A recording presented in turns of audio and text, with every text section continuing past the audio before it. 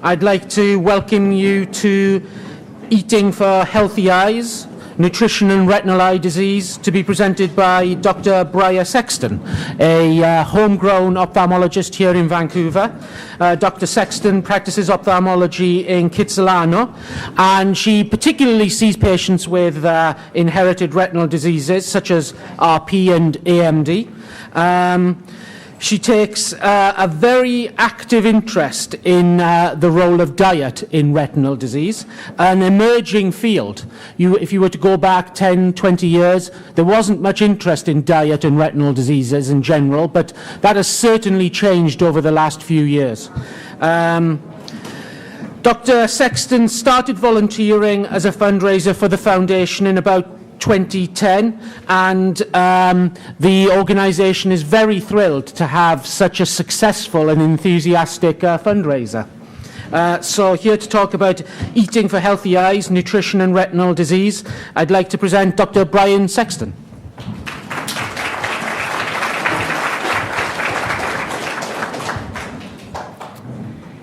Thank you very much, and it's true, I've been lucky enough to be involved with the Foundation Fighting Blindness for 3 years now. I was at my first Vision Quest 2 years ago, and I had such a great experience watching it that it's great to be back as a presenter. They've scheduled me for 30 minutes, but given my commitment to fundraising, I've decided to just talk until we get another 2 monthly donors. So if you finally give in, just raise your hand, okay? So much like nobody in the I saw one back there. Okay, only one more, and you guys can have lunch. So if you 10 years ago, nobody was talking in the ophthalmology or optometry world about eating for healthy eyes. I also wasn't thinking much about eating for healthy eyes. I also wasn't thinking much about cooking. I was sort of trying to get through my residency, and food was fuel. And as I started to see in my patients the importance of what a good diet played in how their eyes aged, whether they had eye disease or not, and how they could actually prevent development of eye disease, it's become a real area of interest to me because it's simple, and because it's affordable, and because it doesn't just protect the person who's affected, it protects their loved ones. And so we're going to talk about a lot of this with respect to macular degeneration. And that's because as an ophthalmologist, I'm a scientist, and I need to present to you where the evidence is, where the proof is. But what I'll tell you is, in my personal belief and in the belief of many of my colleagues, eating well for the eye can help in any retinal disease. It's just that there aren't enough people with some of these other retinal diseases to get the numbers to prove it. And so we'll talk about what nutrients we know are proven to be valuable to retinal health, what evidence we have that eating well will help you with retinal disease, evidence that supplements can help a certain subset of people who've got retinal conditions, and then I'll go over really what foods to eat, what to do when you're at the grocery store. So the nutrients that have proven of value in retinal health are vitamin C, E, and D, vitamin zinc, omega-3 fatty acids, and antioxidants. And antioxidants include a lot of buzzwords you may see on some of the supplements you find at the grocery store: lutein, zeaxanthin, and beta-carotene. And if none of that means anything to you, I'll go through and let you know as we go exactly what foods to look for when you're looking for those things in your diet. So what evidence do we have that eating well is good for you? So this is going to be just a series of clinical studies that were proven to show that people who ate in a certain way had better eye health outcomes than people who ate differently. So there's something called the CAROTS study, carotenoids and age-related eye disease. They looked at over 1,000 women in the age bracket between 50 and 79, and they found that people who had a high vitamin D level in their blood serum had a reduced risk of macular disease compared to women who didn't have a high blood level of serum vitamin D by about 75%. So that's a huge reduction by making sure you're getting your good vitamin D sources in your diet. And then there's lutein, which is an antioxidant found in fruits and vegetables. And there's a series of 5 studies I'm looking at on my screen that's probably a lot of information for you, but it boiled down to the fact that people who ate more lutein in their diet, consumed more foods with lutein in them, had decreased risk of developing advanced age-related macular disease anywhere from 40 to 160%, depending on what study that you looked at.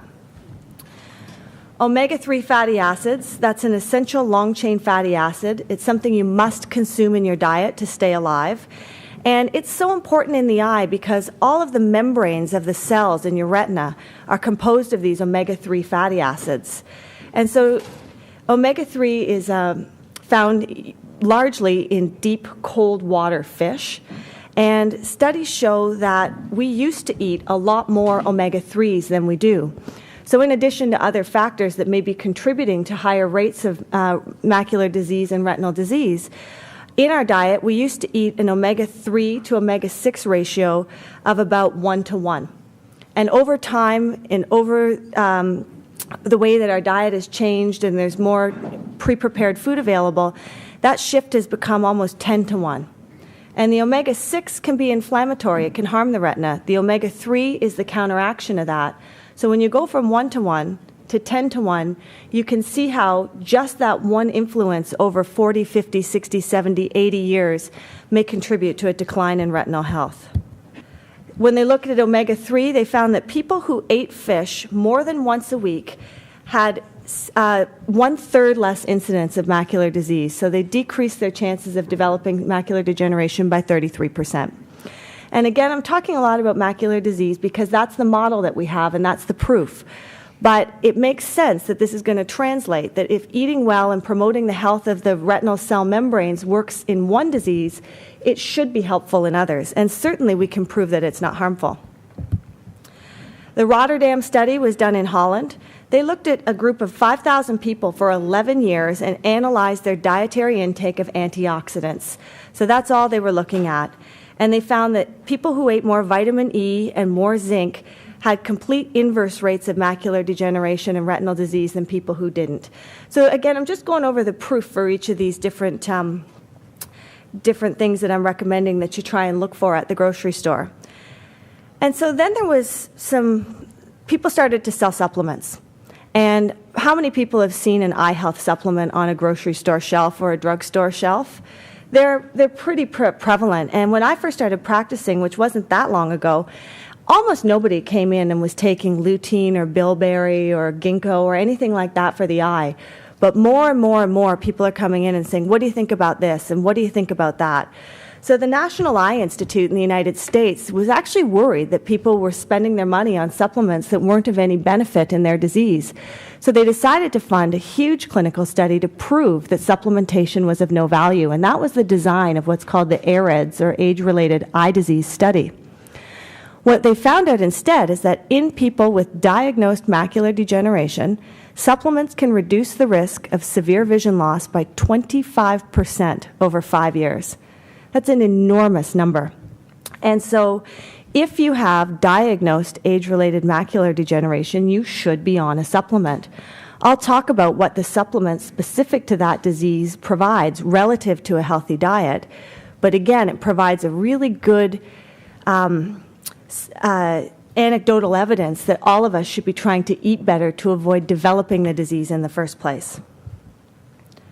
So one thing I'll say is that I find a lot in my office when I've got somebody who's at risk or has a retinal disease and I'm talking to them about nutritional supplementation, I get the hand up a lot. I get the, I eat just fine, Dr. Sexton. You don't need to tell me about this, Dr. Sexton. And in fact, in my own household, where my mom is at risk for macular degeneration, I was putting together this talk to give to a group of physicians. And she kind of looked over my shoulder and said, well, I eat just fine. I don't need that. I said, geez, Mom, you know, you're eating iceberg lettuce and celery and cucumber. You're not eating any of these nutrients, and I haven't ever seen you eat fish. So I got to sit down and really educate her on what she was missing in her diet. So I'll ask those of you who are sitting there, you know, deciding that you eat just fine and I'm kind of wasting your time, to just be open-minded for a minute, and I'll share a couple statistics with you. There was a study done of the Canadian diet, and they took household meal planners. So they took some volunteers who prepare the meals for their house, and they said, can I follow you to the grocery store, watch what you buy for your family this week, watch what you cook for your family this week, and then survey you 7 days later to see how well you did at feeding your family. So these people knew they were being watched. At the end of the week, 40% of them perceived their diets to be higher in nutrients than they were, and 30% of them underestimated their fat intake. So that's when they knew they were being watched. So you have to imagine that people do even worse when nobody's watching. So it's a constant effort to make sure you're eating the right things. The fact you had a really great kale salad on Monday doesn't mean much by Thursday. US-based studies showed a near uniform tendency for people to overestimate their fruit and vegetable intake and underestimate their fat intake. So our neighbors across the border are guilty as well. So again, I'll just recap the nutrients that we're looking for, and then we'll go over them kind of one by one and talk about what foods contain what. So vitamin C, vitamin E, zinc, beta-carotene, lutein, omega-3, and vitamin D. So dietary sources of vitamin C include bell peppers, guava, fresh herbs, dark and leafy greens, broccoli, cauliflower, Brussels sprouts, kiwi, papaya, oranges, and strawberries. And the general rule of thumb I try and give people when they're in my office and I don't have time to go over this whole presentation with them is, if you squeezed it and it would stain your clothing, you're on the right track. So what would be a good serving size to reach a recommended daily allowance of vitamin C? So how do you know you're getting a whole serving of vitamin C every day? That would be 1.5 oranges, 6 medium tomatoes, or 1 cup of broccoli. So you start to think, geez, there's more to this than just filling up my grocery basket. It's worth really thinking about and watching. Now, if you were, then we'll talk about vitamin D. Very few foods contain vitamin D, but the flesh of fatty fish, like salmon and tuna and mackerel, contain vitamin D. And in Canada, we fortify our milk products with vitamin D, predominantly milk. Very few cheeses or yogurts are vitamin D fortified. Vitamin E can be found in sunflower seeds, almonds, spinach, Swiss chard, turnip greens, papaya, mustard greens. And I got to tell you, I hadn't cooked with a lot of these things until I started getting interested in this. And my husband would kind of eye me up as I come home with new vegetable after new vegetable from the grocery store.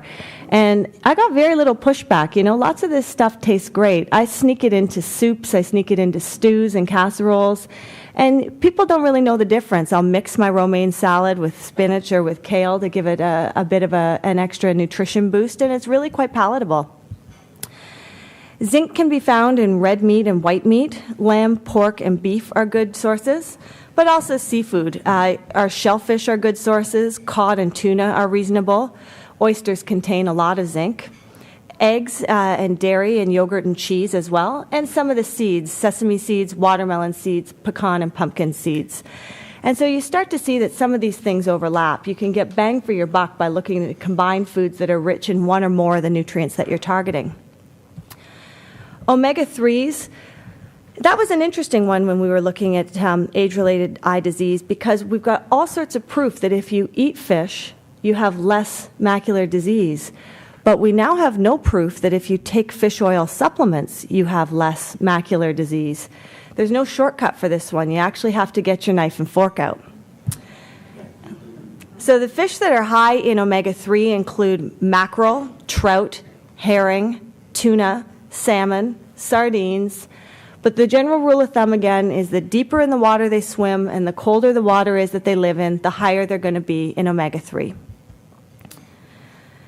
So going back to vitamin C, we talked about the recommended daily allowance, 1.5 oranges, 6 medium tomatoes, a cup of broccoli.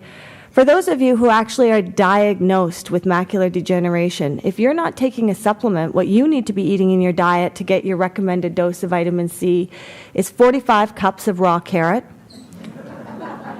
or 200 leaves of romaine lettuce, or 7 oranges.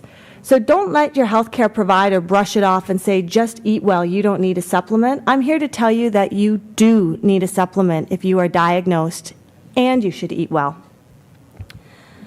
Foods that give you lutein. So this is an antioxidant. It's a mega food. And, you know, the highest by far is kale. Kale's got 26.5 milligrams of lutein per cup. Second runner-up is spinach with 13.3, which is about half that. The next one up is broccoli with 3.4. So the drop-off is pretty astronomical. And so how would you get 10 milligrams of lutein in your diet if that's what you were targeting daily? A half a cup of kale, a cup of spinach, 8 cups of corn, 5 cups of peas, or 30 cups of celery, which is how my mom would be trying to get it. So what are the big multitasker foods? If I said, forget everything I just mumbled about for the past 20 minutes, what are the 4 things that I should be trying to put in my shopping bag every single time I go to the grocery store? Spinach. It's got your antioxidants, your vitamin C, and your vitamin E all in one place. Kale, vitamin C, vitamin E, and antioxidants right in one place. Fatty fish. They're going to give you your omega-3, your vitamin D, and your zinc.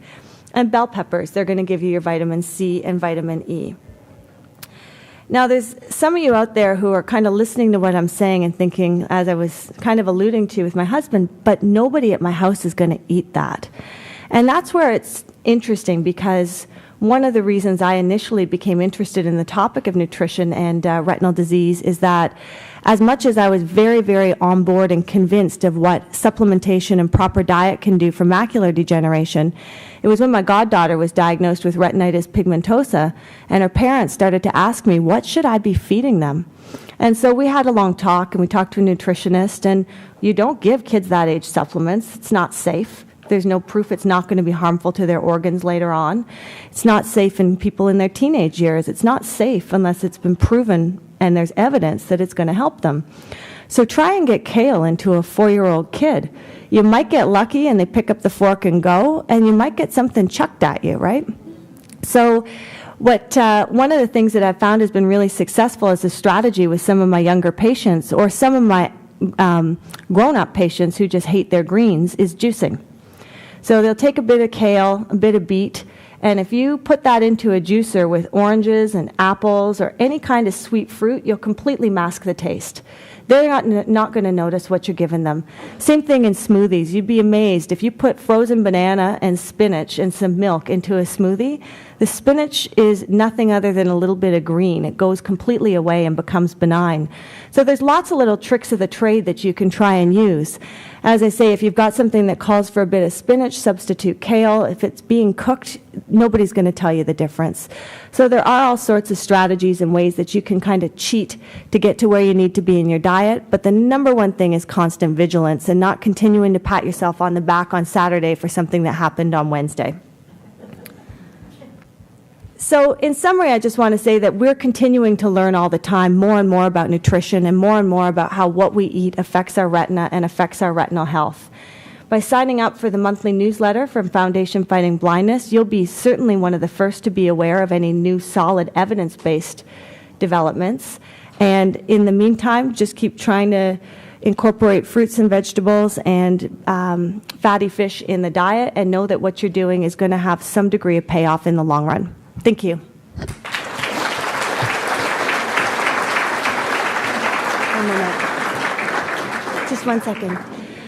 I'm going to open the floor for a few questions. One thing I'll say as a caveat, if you're asking about a particular supplement for you, I don't have my ophthalmoscope here, so I can't answer that question. But if you've got general questions, I'd be happy to answer them. And I think we had one back here. Yes, I'm a vegetarian. I eat a lot of fish, and I worry sometimes about the mercury content in tuna. Mm-hmm.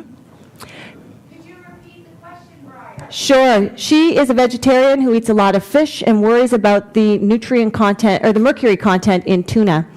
So again, the dietary evidence we have for eye health is that you need to eat a deep cold water fatty fish 2 times a week.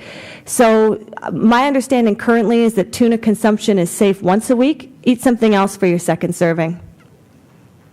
Right here? You mentioned omega-6 acids. I don't know what they are. Omega-3 fatty acids are another long-chain fatty acid that can be found in foods. And we used to think that we should be pushing those in the diet, but some recent evidence is showing they may actually be inflammatory.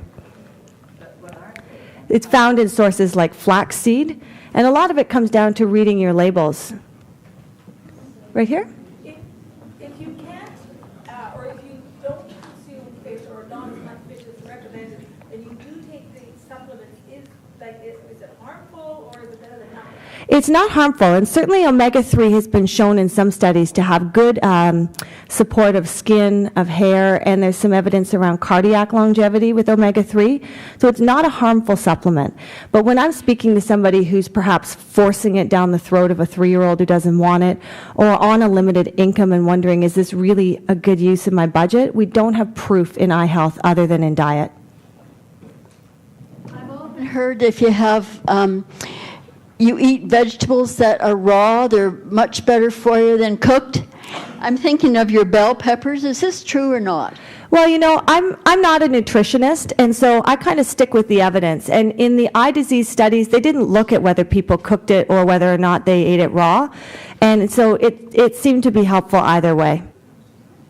And so you can't just go. So can I stop you with those two, and I'll come back to your third? So the first question is, should I be eating organic food? And is it more nutritious? And studies that were done in, I forget the name of the university in England, but one of the big agricultural universities, have failed to substantiate that there is any more nutrition value in an organic versus a non-organic food. That seems to be a bit of a myth that the organic food industry is handing us. On the other hand, there was a study that was done initially by a 16-year-old girl at MD Anderson in Texas, but was picked up by the university, that showed that Drosophila, or fruit flies who were fed organic foods, lived longer than their counterparts. So the straight answer is, if you're looking for the nutrients, we don't have any evidence you should be buying organic, but watch it, because that study suggests that that's an emerging question. With your second question, which I absolutely love, you're asking about supplements and saying, how do I know which one to buy? And the answer is you don't. Do not go into a grocery store and pick up something off the shelf. The Consumer Risk Evaluation Group has done studies and shown that up to 22% of omega-3 fatty acids contain either contaminants or omega-3 in a form where it just goes right through undigested in the gut tract and has no absorption. Up to 22% of vitamin C can have contaminants, and there's a new study that just came out that was picked up in the Globe and Mail, and again showing huge levels of supplements not containing what they say. And so for me personally, I can tell you exactly what I recommend to my patients. I like what's called a pharmaceutical grade of supplement. It's not manufactured by somebody in their backyard or at their little shop in Abbotsford. It's manufactured by a large-scale multinational pharmaceutical firm who's got every watchdog in the world watching them, because if they give you a vitamin that isn't what they say it is, they can lose their license to distribute millions of dollars of other drugs. So they've got a much more vested interest in producing a pure product. So for my diagnosed patients, which again, you have to be diagnosed and have spoken to your healthcare provider, I recommend Preservision. For anybody over 50 who's got a mom or a dad or a sibling with macular disease, I recommend Ocuvite 50 plus. Yeah. As far as tuna is a warm water fish, and Some of them are. The bluefin is in North Atlantic, and yellowfin will spend part of its time in North Atlantic. So even within tuna, it stratifies according to what kind of tuna you're looking at. And you're right, the skipjack and things like that, they're small. Yeah. Briar? Yes. Good morning. Thank you for your great info. Any research done on how sugar affects eyesight? I couldn't speak to that directly, but I can tell you that we know that trans fatty acids, pastries and baked goods, have been negatively correlated with AMD, with macular disease progression. Yeah.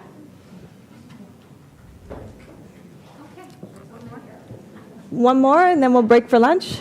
So just going back to the vitamins again. Yeah. So supposing you're buying vitamins from a multinational that should be concerned about their reputation, can you quantify a bit for vitamin E, D, C, fish oil, and flax oil? Super easy for me. Ocuvite 50 plus has the right dose of everything. I would like to thank Dr. Sexton very much for coming today as a volunteer and presenting. Please give her a round of applause.